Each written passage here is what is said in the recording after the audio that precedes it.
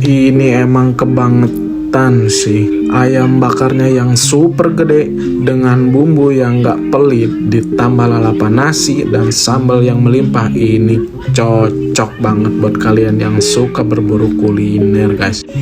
Daging ini lembut banget saat dicampur dengan nasi dan sambal yang gak kalah enak. Itu jadi perpaduan yang sempurna.